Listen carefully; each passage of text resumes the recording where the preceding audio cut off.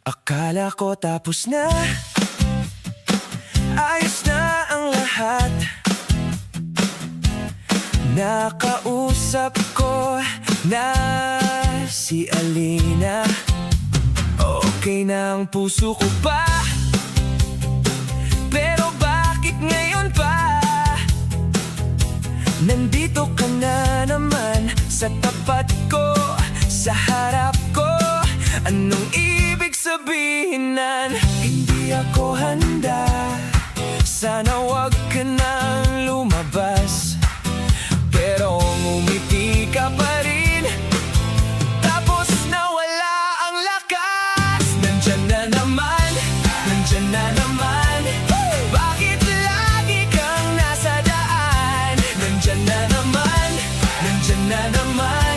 Miko o Nico, malilipasan.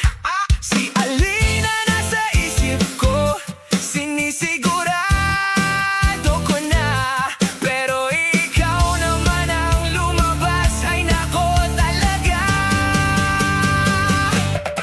Coincidence lang ba ito, o may iba